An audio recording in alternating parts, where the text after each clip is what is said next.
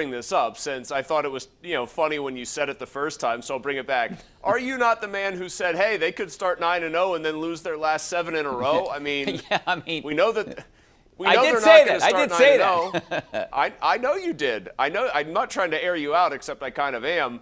But those last 6-7 games, they're as brutal as you're making them out to be. And with Aaron Rodgers seeming to care again, the Green Bay game feels like a loss. I don't know about you. I look at what Vic Fangio finally has going with that defense in Denver. That doesn't feel like a good opponent. Teddy Bridgewater, I think competence might be enough for him to win. That's going to be one of those games played in the teens maybe. This is the sum of all fears. That's the best way I can put it. We all said all offseason, what happens if this offensive line is too green, doesn't gel, can't protect Ben Roethlisberger? What happens if they have any injuries on this very much star-studded but very top-heavy defense that's got some age spots showing at some crucial areas? We're already seeing cracks here in the foundation. I'm not saying it's a full-blown panic yet, but look, I mean, you can't ignore what's happening with this roster and the way things could turn very ugly if some lucky kind of bounces here don't start going the Steelers' way in a lot of different facets. Yeah, we knew we would see some growing pains here. Everyone was optimistic after the first game, but it could be a slow start for the Steelers. Some of these young guys just got to grow up and go out there and play. One of the issues is the run game. They don't have one. And Ted from East Deer has an opinion here, and we got the same phone call yesterday. Ted, what's up?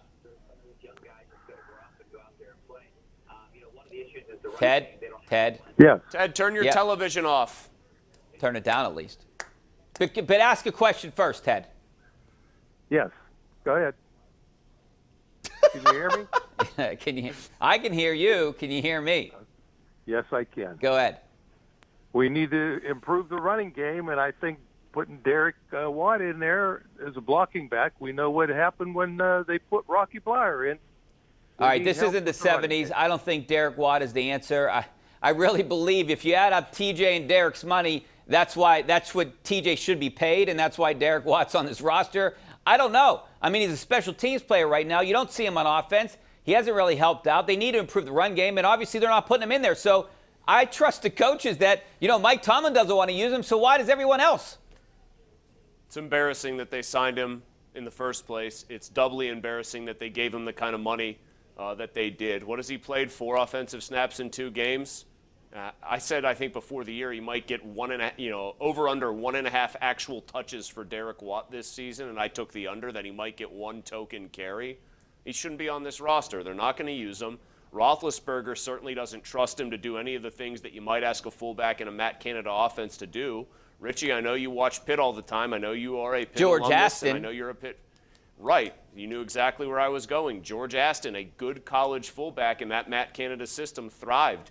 If you really thought Derek Watt was a weapon, you'd try to use him as a poor man's Kyle Juszczyk or something like that, the way San Francisco does with their player who has multi-talented, multifaceted roles in that offense. The Steelers don't. They have $3 million going to a special teams ace because his brother is one of the best players in the entire NFL. That is the bottom line truth of this.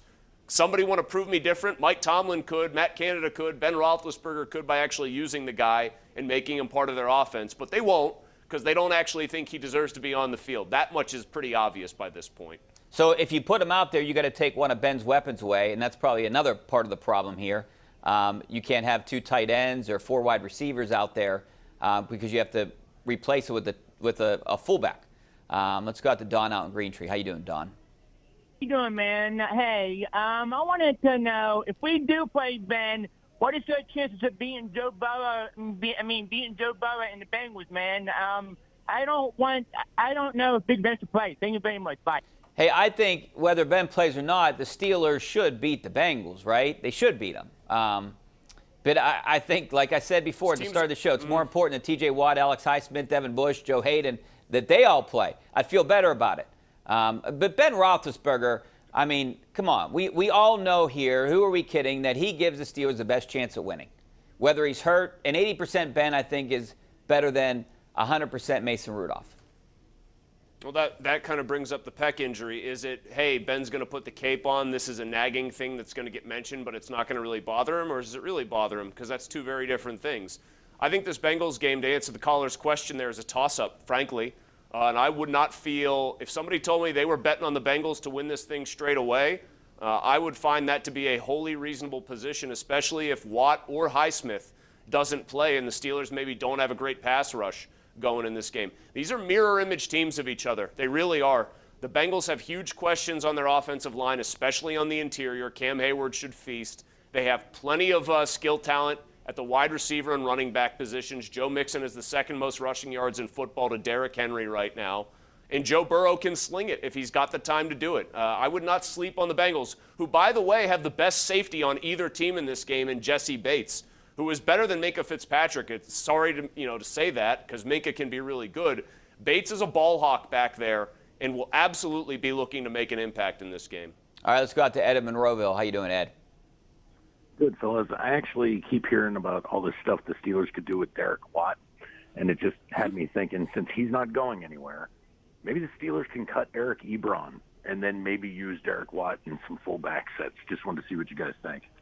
Well, Eric Ebron is a matchup problem. He can't catch. That's the big problem. But, I mean, what are you going to do? Yeah, he's a matchup problem for the Steelers. Yeah, they'd love to put him out there, but he can't catch. Is Derek Watt better than Freiermuth or better than even, Zach Gentry? Zach Gentry? Yeah, I mean, he's going to be asked to do different things, though, Richie. I mean, listen, Freiermuth is obviously pretty reliable now, I think, at this point. There should be a trust factor already building up with him and Ben Roethlisberger. What is the point of Eric Ebron being on the roster? Brooke Pryor, I think, before the season started, wondered aloud if he would be trade bait because of Freiermuth's emergence, and Ebron passive-aggressively favorited a tweet that I sent out to that effect. I mean, why is he still on the roster? Seriously.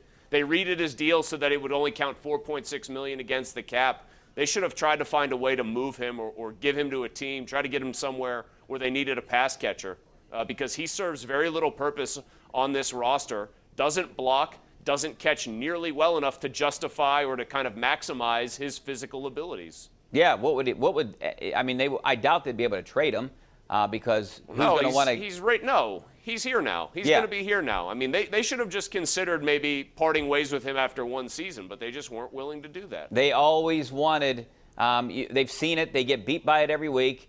They wanted an athletic wide receiver type tight end, and Eric Ebron fit the mold, right? Except for he can't catch.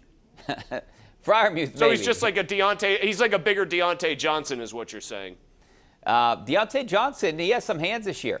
All right, are we going to go to our number one, what are we going to right now? Our Tri-State Office Furniture tweet of the night is from our friend over at the Post-Gazette, our Steelers insider, Jerry Dulac. Ben Roethlisberger can play versus the Bengals, but it will be with pain when he throws, and that could be a big problem. Back in a couple minutes.